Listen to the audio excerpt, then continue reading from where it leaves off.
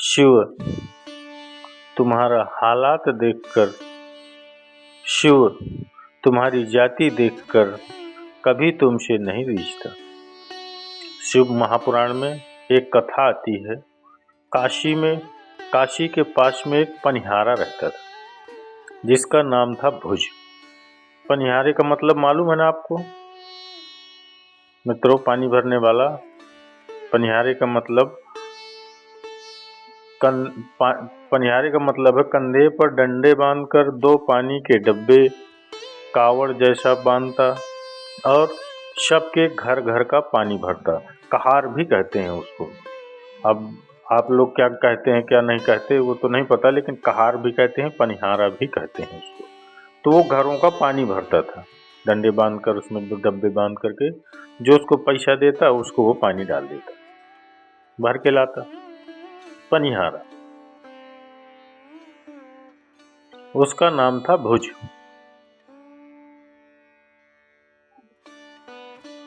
तीन बेटे एक बेटी थी उसकी। बड़ा सहज सरल बच्चे, छोटे छोटे, परिवार का भरण पोषण करता, परिवार को संभालता। सवेरे से लेकर रात तक मेहनत करता, 24 घंटे मेहनत करने में लगा रहता। 18 घंटे मेहनत करता, तब जाकर एक समय का भोजन लेकर आता। तब जाकर एक समय का भोजन मिलता था। 4 बच्चों का पेट भरा जाए, पत्नी का पेट भरा जाए, घर में जो बुजुर्ग माँ बाप है उनका भी पेट भरा जाए और अपना भी पेट भरा। बस उतना कमाता और उतना ही लाता, ज़्यादा मिलता भी नहीं था। अब किसी के यहाँ पानी भरने जाओगे, पनिहारा पानी भरने जाएगा किसी के यहाँ तो कितना मिलेगा? 2 रुपया पीपा, 5 रुपया पीपा, कोई भी देगा। दिन भर पानी भरोगे तो थोड़ा बहुत प्राप्त भी हो गया तो मिल गया। दिन भर पानी भरा उसने, जो भी थोड़ा बहुत, ज़्यादा तो मिलना नहीं है। अब पनिहारा पानी भरता, सबके यहाँ से पानी ले आता, उसको भर के लाता, जो मिल जाता, थोड़ा बहुत से पैसे से अपने घर का गुजारा कर लेता। और सवेरे से निकलता, शाम तक कहीं वापस आता, थोड़ा बहुत भोजन इकट्ठा कर पाता और शाम को लेकर के आता। दिन भर लगा रहता, दिन भर मेहनत करता और अपने परिवार का पेट पालता। भुज को मालूम पड़ा कि उसके गांव के लोग काशी जा रहे हैं। विचार करा कि मैं आज तक काशी नहीं गया। भले मेरे नज़दीक में काशी है पर मैं नहीं गया, क्योंकि मेरे पास में उतना धन ही नहीं है कि मैं जा सकूं। मेरे पास में अगर थोड़ा सा धन हो, मेरे पास में थोड़ा सा पैसा हो तो मैं काशी जाऊं, पर मेरे पास में तो धन ही नहीं है। अब मैं काशी जाऊं तो जाऊं कैसे जाऊं? और महाराज, कोई जाए जो काशी में मेरा पैगाम मिले जाना। कोई जाए जो काशी में मेरा पैगाम मिले जाना।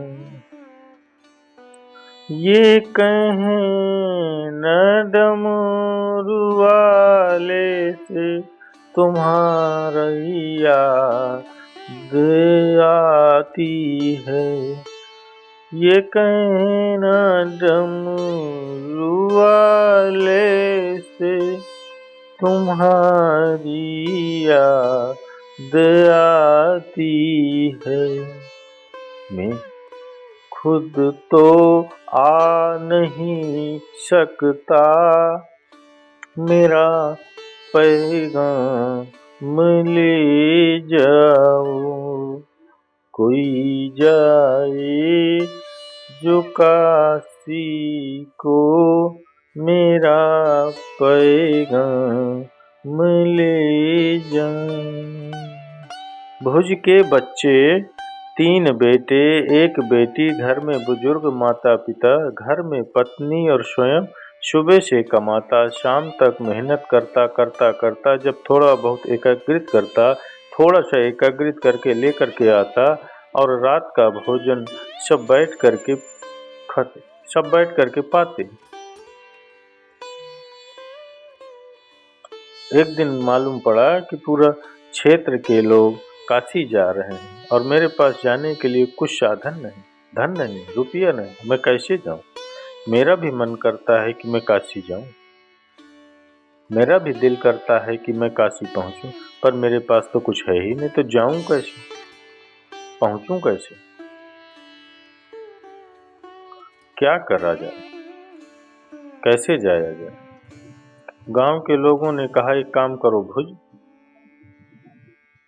हम अपने पैसे से, अपने खर्चे से हम तुमको काशी लेकर चलते हैं, अपने पैसे से ले चलते हैं, अपने खर्चे से ले चलते हैं, आप चलो हमारे साथ। मैं चल तो चलूंगा, पर जो मेरे बच्चे हैं 4, माता पिता हैं, पत्नी है, क्या खाएंगे? दिन भर कमाता हूँ, रात्रि के समय पर थोड़ा सा धन लाता हूँ और वो धन लाकर अन्न खरीद कर अपने बच्चों का, अपने पति का, अपने परिवार का भरण पोषण करता हूँ।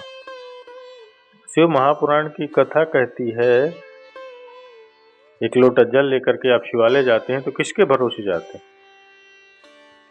मित्र, रिश्तेदार, किसी के भरोसे नहीं जाते। आप उस शंकर के भरोसे, उस शिव के भरोसे जाते, पर उसके भरोसे पर जाते हैं। किसको मालूम था कि आप टीआई बन जाओगे, थानेदार बन जाओगे, कलेक्टर बन जाओगे, एसपी बन जाओगे, मंत्री बन जाओगे, कुछ बन जाओगे, कुछ भी बन जाओगे? किसको मालूम था ये? किसको मालूम था आपको कि आप टीचर बन जाओगे, आपको घर मिलेगा, परिवार मिलेगा, कि कुटुंब मिलेगा? किसको मालूम था? माँ के गर्भ से जब आपका और हमारा जन्म हुआ तो किसी को कुछ मालूम नहीं था कि आप आगे करोगे क्या करोगे आप? किसी को कुछ मालूम नहीं होता कि क्या होगा, पर उस परमात्मा ने जब पैदा करा तो उसने पैदा करते समय तुम्हारी ललाट पर लिख दिया।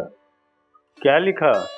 भविष्य, भाग्य तुम्हारा विधाता ने लिख कर भेजा है, भाग्य लिख कर भेजा है। उस भाग्य में नीचे एक लाइन और लिख दी कि भाग्य बदलने की जवाबदारी तेरी खुद की है, तो जितनी मेहनत करेगा अपने भाग्य को पलट देगा।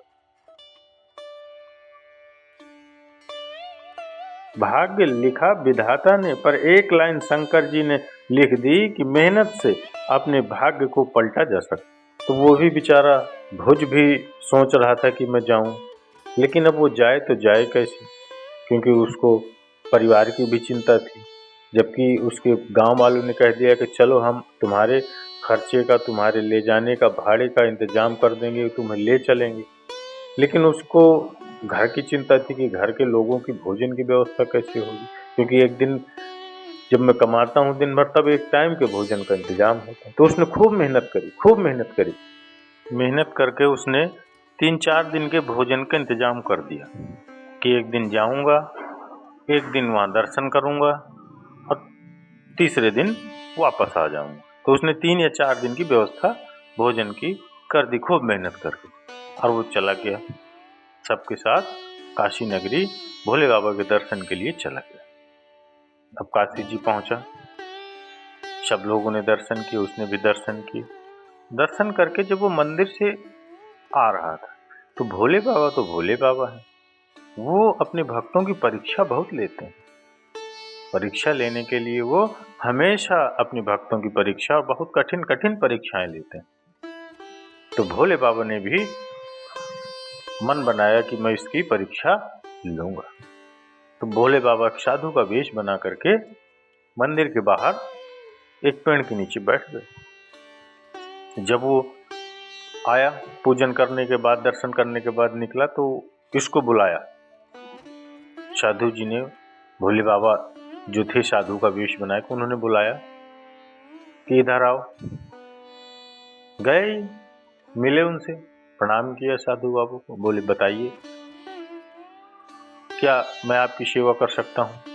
तो साधु बाबा ने कहा, भोले बाबा ने कहा कि तुम अच्छे भक्त लगते हो। बोले हाँ, जो बन पड़ता है बाबा की सेवा करता हूँ। अच्छा, तो एक काम करो, तुम मेरे पास रुक जाओ, तुम मेरे साथ रुक जाओ 15 दिन के लिए। वो उसने कहा नहीं नहीं महाराज, मैं नहीं रुक सकता इतने दिन के लिए। क्यों नहीं रुक सकती? क्योंकि मैं गरीब हूँ, मैंने बहुत मेहनत करके 3-4 दिन की भोजन की व्यवस्था कराई है अपने परिवार की, और मैं नहीं जाऊँगा तो उनकी भोजन की व्यवस्था नहीं होगी और वो दिक्कत होगी उनको, तो बिना भोजन के वो परेशान होंगे। तो साधु जी ने, जो भोले बाबा रूपी साधु जी थे, उन्होंने कहा नहीं नहीं रुको, तुम रुक जाओ, कोई दिक्कत नहीं है, मैं व्यवस्था करवा दूंगा, तुम्हारे परिवार के भोजन की व्यवस्था करवा दूंगा, तुम रुको। क्या नहीं नहीं महाराज, मैं नहीं रुक सकता। क्या अच्छा ठीक है, चलो ठीक है, 15 दिन नहीं रुक सकते तो 5 दिन रुको। क्या नहीं नहीं मैं बिल्कुल नहीं रुक सकता। क्या 4 दिन रुको, 3 दिन रुको, 2 दिन रुको। क्या मैं एक भी दिन नहीं रुक सकता। अच्छा ठीक है, नहीं रुक सकते तो एक काम करो मेरा। बोले बताओ कौन सा काम। बोले ये लो लोटा, 1 लोटा जल, 1 लोटा, और इस लोटे में गंगा जल भर के वो आगे जाना, तो वहाँ पेड़ के पास एक साधु बाबा बैठे होंगे, सफ़ेद दाढ़ी सफ़ेद बाल होंगे उनके, वो बैठे होंगे, वहाँ से एक बेलपत्र तोड़ करके ये लोटा जल उन बाबा को दे देना। इतना तो कर सकते हो ना। बोला हाँ हाँ महाराज, मैं इतना कर सकता हूँ। क्या ठीक है, ले ये लोटा। अब उसने लोटा लिया और वो लोटा लेके गया, 1 लोटा गंगा जल भरा उसने, आगे गया, रास्ते में बेल पत्र का वृक्ष मिला, उससे बेलपत्र तोड़ी और ले जा करके उसने साधु बाबा को, वो जो मिले पेड़ के नीचे साधु बाबा, उनको दे दिया। जब उनको दे दिया तो बाबा ने लिया और ले करके उसको पेड़ के साथ बांध दिया। बाबा जी ने उसको पेड़ के साथ बांध दिया। वो चिल्लाता रहा, अरे महाराज मुझे छोड़ दो, मुझे छोड़ दो, मेरा परिवार, मेरे बीबी बच्चे, मेरी माँ मर जाएंगे, बिना भोजन के मर जाएंगे, मुझे छोड़ दो। उन्होंने कुछ नहीं सुना और उसको बांध दिया और उसको 15 दिन तक वहीं बंधे रखे। और 15 दिन के बंधने के बाद फिर उसको वहां से खोल करके ले आए अपने आश्रम में, और उसको 6 महीने अपने आश्रम में रखा उन्होंने। वो रोज चिल्लाता, रोज कहता, लेकिन उसको कहीं जाने नहीं दिया। 6 महीने बाद जब हो गए 6 महीने, तो उसको छोड़ दिया कि जाओ अपने घर। बोला अब क्या करूँगा जाके, वहाँ क्या होगा, लेकिन फिर भी वो गया। काशी जी से अपने घर वापस पहुँचा। जब अपने घर वापस पहुँचा तो उसने देखा जहाँ उसका घर था वहाँ तो आलीशान महल बना हुआ। उसको बड़ा आश्चर्य हुआ कि ये महल कैसे, कहाँ से। फिर उसको ऐसा लगा कि हो सकता है मेरे परिवार को भोजन की व्यवस्था नहीं हो पाई, वो खत्म हो गए और किसी साहूकार ने ये जमीन पर अपना महल, अपना हवेली बनवा ली है। वो ऐसा सोच करके जैसे ही वापस मुड़ने को हुआ, जी पिताजी आप कहाँ जा रहे हैं? बोले तुम कौन? उसने देखा, अरे ये तो मेरा पुत्र है।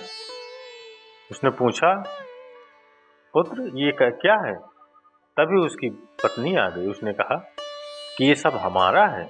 उसने सोचा कि तुम्हारा कैसे, ये कैसे तुमने किया, कहाँ से तुमको ये सब प्राप्त हुआ? तब उसकी पत्नी ने बताया कि जब आप चले गए थे तो एक साधु जी आए थे, उन्होंने 1 लोटा जल और एक बेलपत्र दी थी मुझे, और उन्होंने कहा था कि इस लोटे का जल तुम बाबा पर चढ़ाते रहो, ना तो ये लोटे का जल खत्म होगा और ना ही तुम्हारी बेलपत्र। तुम चढ़ाते रहो और चढ़ाते रहोगे तो उसी तरीके से तुम्हारी उन्नति होती रहेगी और तुमको सब व्यवस्थाएं प्राप्त होती रहेंगी। तब से हम वही कर रहे हैं, 1 लोटा जल समर्पित कर रहे हैं, वही लोटा न जल खत्म हो रहा है, उसी के प्रताप से हमको ये सब वैभव प्राप्त हुआ है। तब उस भक्त को उसने देखा, उसको रोने लगा वो, और उसको एहसास हुआ कि सब मेरे बाबा ने किया, मेरे भोले बाबा ने ये सब किया। ये महिमा उन्हीं की हो सकती है, कोई दूसरा नहीं कर सकता। तब उसको लगा कि जो वो बाबा थे जिन्होंने मुझे रोका था, तो कहीं ना कहीं हो सकता है वही भोले बाबा थे, मेरी परीक्षा ले रहे हैं।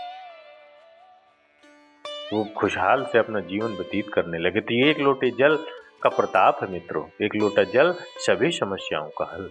तो चलिए मित्रों, माताओं बहनों, अगर ये सुंदर शिव महापुराण की ये कथा आप सभी शिव भक्तों को अच्छी लगी हो तो इसके लिए एक लाइक अवश्य करिएगा, कमेंट्स अवश्य करिएगा मित्रों।